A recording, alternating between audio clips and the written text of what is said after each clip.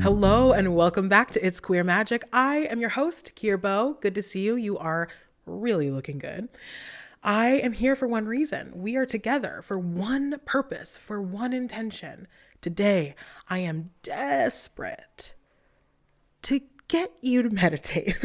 So I just want to offer my opinions, my perspective, my tips to make meditation more accessible, to make it easier for you, and to find something that works. Because the secret is that meditation is kind of the key to the whole bag. It is one of the major strong roots in any spiritual support system.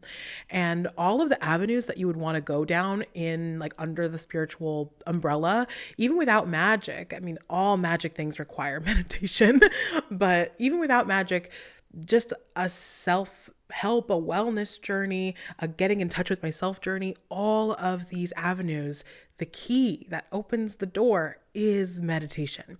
So I am going to share with you all of these glittery, fancy keys of different various shapes and sizes and textures and weights to find a key that fits in your hand, that works for you, that lets you access this incredible tool. Okay? Does that sound good? If it sounds good, let's go. Right off the bat, I want to be clear that I don't want to knock like traditional meditation or various traditional meditation techniques. Sitting still, finding stillness, using discipline to engage in that stillness, to learn to stretch those muscles, to flex them, to grow in strength, to be able to sit and receive messages is a powerful tool. And you should try it. If it doesn't work for you, it doesn't work for you. And, we'll find a way to access it. But traditional meditation is traditional and is long-standing for a reason. It requires you to stretch your physical muscles. It requires not just stretch, but to strengthen physical muscles. It requires you to use a part of your brain that is not often intentionally utilized. And so you may be weak in that area when you begin. You might have to work because, it's a practice. So you have to, practice. It's something that you have to add a certain level of consistency to. I'm not saying you have to meditate every day. I'm not saying you even have to meditate every week if that's not possible for you. But what I am saying is that meditation is one of those things where you are only going to get the most out of it the more you do it. The more consistently you engage with it, the more it becomes a robust practice, the more it will change your life, the more it will affect you, the better you'll become at it, and the more widespread and varied experiences you're likely to encounter. It's actually cool. So if you haven't tried finding a comfortable place to lay or sit or even stand, putting on some music, some peaceful music, some easeful music, some frequencies, some tones, whatever gets you in the mood, and just sit trying to be and experience and not judging your experience, letting the thoughts come and observing them and letting them go and not really engaging in any of those distraction invitations. That's a good practice. That is something that is helpful. But if you tried that and you're like, here, I literally have ADHD, it is not possible for me to reach any kind of anything in that path. I get it. I totally get it. I'm with you. I'm right there with you. And that's why I want to talk about some of the other forms that meditation can actually take. There are as many ways to meditate as there are people on the planet. It is an individual experience. Now, there are a lot of popular entryways that work for a lot of people, and they very well may work for you. But having a narrow understanding of what can actually count as meditation really limits some of us from accessing this kind of really powerful spiritual tool. Because the truth is that meditation is an attempt to reach an altered state of consciousness.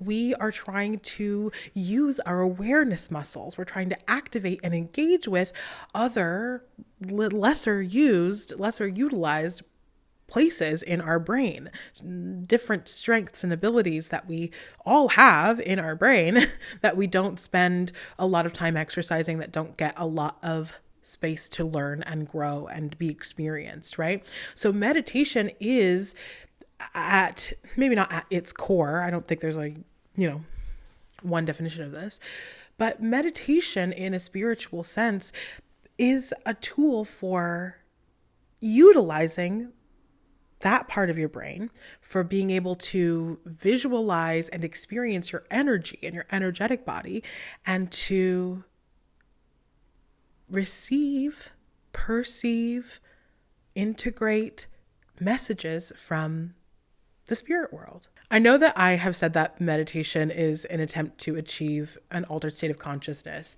and I mean that, but I don't think it's useful to try to kind of seek that altered state of consciousness. Like, you're using an analytical part of your brain to try to project what this experience is going to feel like, or what it should feel like, or what it's going to be like in this altered state, when really it's better to go at this endeavor from a place of, I'm excited to experience what this experience could be, what it could look like, what it could feel like, what the whole environment in my mind and body can feel like. And you have likely experienced an altered state of consciousness before. One, you've been asleep. So you have experienced an altered state of consciousness. Maybe you've been high. Maybe you've had, alcohol and you got drunk. Maybe you have been exercising for so long and you have no idea that the time has passed.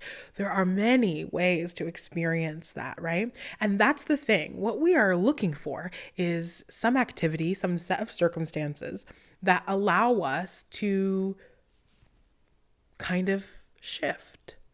And those kind of activities are things where we're engaging with it and we don't know that like time has passed, right? Like, I'm in the zone. I can do this forever and not even realize I was hungry. I missed lunch. I didn't know what was happening outside of me because I've been so engrossed in this. And so it's not necessarily autopilot, but it is the zone. I feel like you know what I mean. That zone is meditative, right? So for some people, it's going to be like sitting and being still and trying to clear your mind, or trying to investigate the thoughts that do come up, to like kind of navigate these labyrinths in our mind. For some of us, it's going to be like painting, or writing, or dancing, or horseback, or tap dance, or driving a car. Now, hopefully it's not driving a car. Please try to be present on the road. And I mean it. Please try to be present on the road. I live in LA, and some of you need to be more present on the road. Okay? I love you, but be present on the road. But for some Mercury ruled people, they're going to feel meditative on a train or on a plane, or while they're moving, while they're walking. Walking meditation is totally a thing. Any of these activities that put you in that place. Sex can put you in that place. Now, with a lot of these activities, there's so many other things that our brain has to focus on. So it can't necessarily deliver as vivid of an experience, or as vivid of a visualization experience as is possible, right?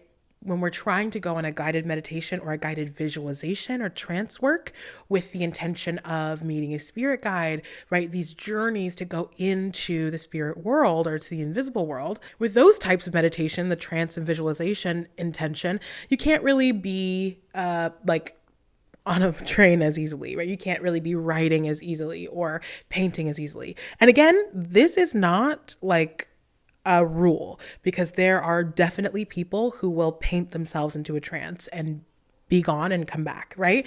There are definitely people who will be doing another activity to the point where they have shifted consciousness and are receiving information, receiving a download, or however you want to call it, or visiting some other experience and come back as if no time has passed, right? That's possible.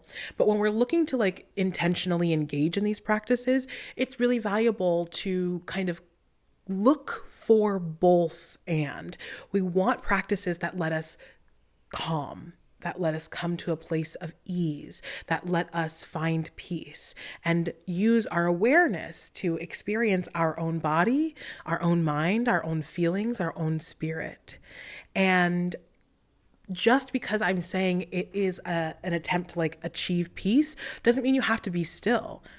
Some of us have to stim in order to achieve peace, right? And if you're keeping yourself from your stim, right? Or you're keeping yourself from the tools that you need to be at peace, then the meditation journey is not going to get you to a place of peace because you're denying a part of yourself that you know are your needs, right? So you do not have to be still. You can have your leg jiggle. You can play with your toy. You can get a texture. You can put a sound on. You can put headphones on. You can do anything that you need to do to achieve that sense of peace. It doesn't have to look like cross-legged hands in prayer, right? That's the point of this like whole video.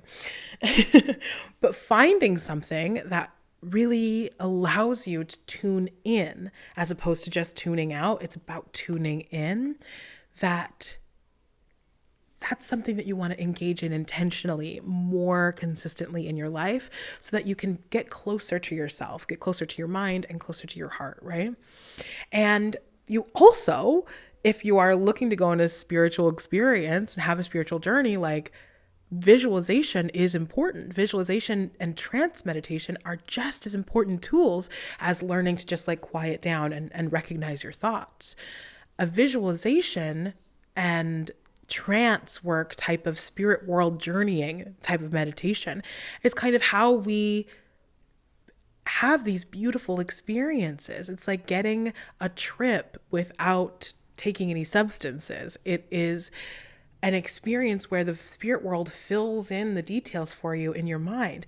And again, that's another muscle. Visualization is a muscle, metaphorically, visualization is a muscle that you have to exercise, that you have to flex and stretch in order for it to come easily or to be really vibrant.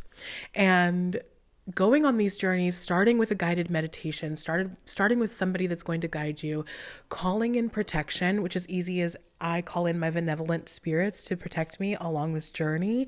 May all low vibrational energies and entities be banished from my area to not engage with me, communicate with me, or affect me in any way, right? Anything that works for you. Bring a crystal ally, bring a plant ally, whatever feels protective and grounding for you before you go on this kind of journey. And we will talk about that a little bit more when we get more into this. But the point of this video is to just implore you to find that set of circumstances that get you to that altered place. And it is not going to happen easily right away. It might actually, let me be clear, it might be easy for right away for a lot of you, but it is very, very much the norm for it to require dedication, for it to require consistency, effort, right? Effort is love. Working hard or trying hard at something doesn't mean that you're less or less smart or less valuable. It's a part of learning, and that's okay. And this whole entire practice, spirituality, will teach you that over and over again, because challenges are meant to be rise to, and a life without challenges is not a life of growth, and it's not a life of joy, and it's not a life of ecstasy. So that's a word on that. Some of the frequently asked questions I get when I host these meditations and the visualization journeys are things like, I fall asleep, right? What if I fall asleep? I fall asleep so much. Yasha from the Rainbow Witches Discord said, I just get too sleepy. My meditations turn into naps. And yeah, absolutely. The thing about these meditations is that your body is going to come first. And if your body says, excellent, you're taking 5 minutes, you're taking 15, 20 minutes, I'm desperate for this. We're going to get sleepy and you're going to go to sleep. That is likely like 99.999% what you needed in that moment. And we cannot force the journey to be something that it's not going to be before it's ready to be that. We are not in charge of the timing and the pacing of this journey. We are kind of following spiritual breadcrumbs throughout a beautiful, vast expanse void that is everything and nothing simultaneously. But if you're finding yourself falling asleep, then I would say continue to meditate into naps. Now, we do get into the habit of like building a habit, when you're meditating so much and you fall asleep a lot. And so all of the same circumstances bring you to be sleepy. It's like when you fall asleep to a movie for like 10 years and then you can't watch Wedding Crashers anymore because it just puts you to sleep from 2007. Literally, yes. That's not a personal example. So what is valuable to do in that case is to kind of switch it up. It is valuable to try it in the dark, to try it in the light, to try it inside, to try it outside, to try it standing and walking. A walking meditation is like really underrated and is a very powerful tool to receive messages from yourself, from your higher self, and to tune into like the nature around you, the environment, the universe, the planet around you. Like going on a nature walk is meditation, and going on a walk inside of your living room with your headphones on, like listening to a frequency that gets you going, that's your good vibe, like that's meditation too. Anything that you can do to spend a few minutes with yourself and your spirit is going to help you along this journey. Keep returning back to that and it will work. So if you're falling asleep, let yourself fall asleep. It's okay. And if you want to change it up or you feel like it's becoming a habit and you're not falling asleep because you're sleepy, but because of the circumstances, then shift it up. Maybe your meditation music shouldn't be like dreamy, ambient sleeping music. Maybe it should be active drumming, right? Trance work requires drumming a lot of the time. Or not, maybe not doesn't require, but is very, very assisted by those drummings. It's nearly required. But changing up the tone, the volume, the tempo of the music that you're listening to or the guided meditation that you're going on can absolutely help you from stop you from falling asleep. And it's not always going to help. Sometimes you're just going to fall asleep. And I promise you that that is okay. And it is good. And it might get frustrating, but you might just want to try, again, some different tools just to see how they affect you. Another response to this question from the Rainbow Witches Discord comes from Ash Wicks, who says it is hard, but definitely a necessity, and that it might be an inverse correlation thing. Like the more you need it, like the more it's hard, the more that you need it. And, just there's no wrong way to practice, just be, which I agree with you. Ash. I love that. Yes, the whole video is there's no wrong way to do it. And if you are really struggling with it, yeah, meditation can be one of those kind of challenges that ask you to come back and back and back and try and practice it to get somewhere. And you might be just kind of going down a path that isn't going to work for you, or at least not going to work for you right now. And again, fully encourage you to just try other things. Just see how your body responds to the different stimuli that you give it with the intention of meditation, with the intention of achieving altered consciousness,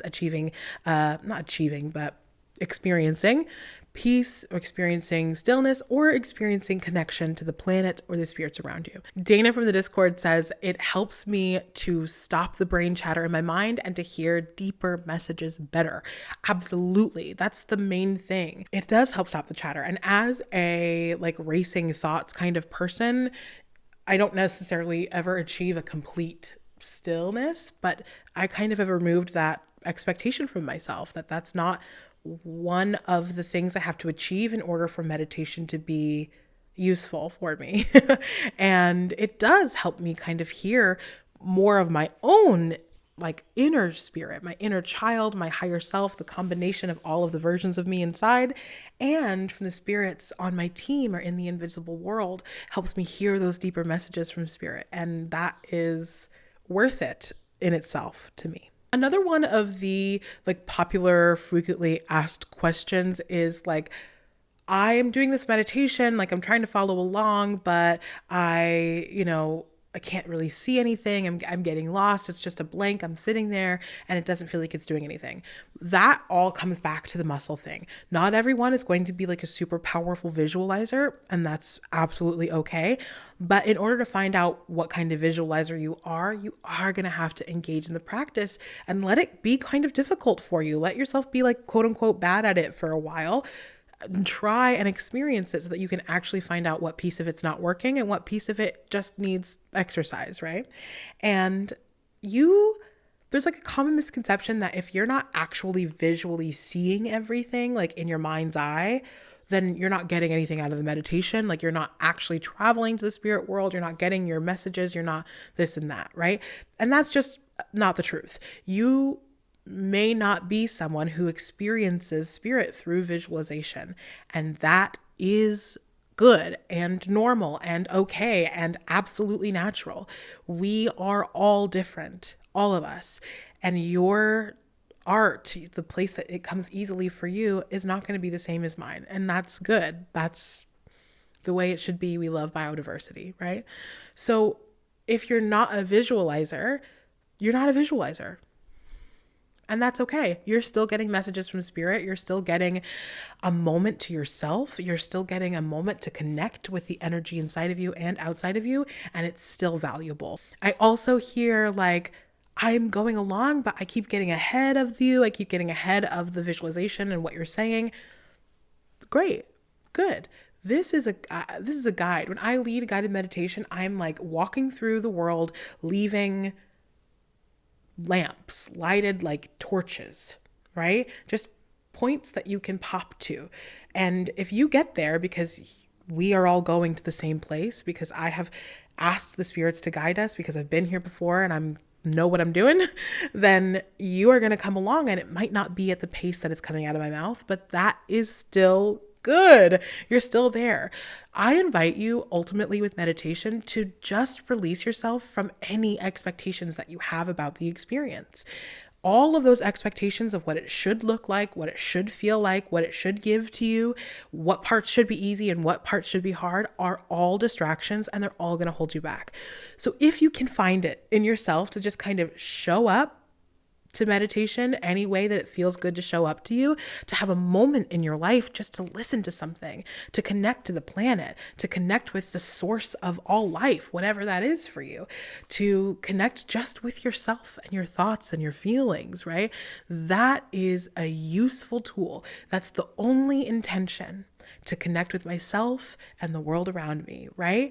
And then let meditation teach you. Let meditation and the time that you spend with your spirits, or the time that you spend with your spirit, inform what meditation is for you. I do still recommend it for like literally everybody I can talk to. I do still recommend it, because the more that you quiet down, the more that you intentionally listen, the more messages that you will receive. And the more that you distance yourself from listening, the less information you will get. I get this all the time. I've been doing my spiritual path. I've been like trying like all of these things. It's been going so well, and now all of a sudden it's nothing. And I'm like, when's the last time you meditated? When's the last time you started at the beginning? Because this is not a staircase, right? It's not an escalator. It's not a linear journey. And the tools in the beginning are shown to you and delivered to you at the beginning because they're what is going to be the foundation for everything. And if you stop practicing, your muscles will atrophy, for this metaphor, right? If you don't use them, if you don't use it, you lose it. And it's not a gift, right? It's an ability. So like psychic gifts and the gift of like meditation, the gift of visualization is not a gift, right? It's an ability, which means that you practice it. And when you fall off the wagon, or like stop practicing or whatever, and you feel like you lose it, you just have to start again. And it's not starting over. It's not starting at the beginning. It's just starting again, right? And that is necessary. That ability to let yourself just kind of start again, no matter what you're doing, no matter where you are and what you're experiencing, will really serve you throughout your whole life. Especially us as queer people. You started again before and it was good. And you can do that again, and don't let it keep you back. Don't let your fear keep you back from just starting. So if you haven't been in meditation in 10 years and you feel guilty, or you feel like your guides are going to be like mad at you, let that go. Let all of the expectations go and just let yourself experience this again, because it's your birthright to be able to engage with the world, to be able to engage with the spirit world and the invisible world, to know yourself in your mind and to know your feelings. That's your birthright. That is one of the original instructions on how to human. It's valuable to listen. And if you want to hear something, you have to listen. And if you want to listen, you have to open your ears. And that's the case I'm going to make for meditation. I wanted this to be a little short one, just kind of talking about some of the things that I run into in the work that I do with all of my lovely queer people that come to me for this kind of work. I wanted to kind of do a nonlinear FAQ, almost a ramble, but that's okay. There's a lot of information. If you want more information on meditation, there's so many videos. There's so many people talking about this. I didn't want to do a whole dissertation on meditation. I just wanted to deliver some troubleshooting aspects and some points of view that might help you find your own way. Okay? So thanks so much. Thank you so much for being here. I literally love you. Take care of yourself. As all of the stressful news keeps rolling in, remind yourself to engage in the joy-seeking muscle as well, in the good news hearing muscle as well. Seek joy, sow joy, spread that queer love, and I'll see you next time. Bye-bye. If you liked this video and you want to see more, feel free to subscribe, share it with a friend who has been talking about meditation but hasn't meditated in a while. Send that to the group chat. Stick around. If you want more, you can hit the little bell for notifications if that's important to you. Whatever. You want to follow me on Instagram? I post stories of my cute dog and my amazing, beautiful partner and my life and house. If you want to follow on Instagram, I'm at It's Queer Magic. If you want to join the Rainbow Witches and be somebody that I quote in my video and join us for our movie nights and our tarot studies, we just finished the Pisces season tarot studies. So good. Then you can join us at patreon.com/It's Queer Magic. The links all live where the links live. You know how the internet works. I love you a million, and I'll see you soon.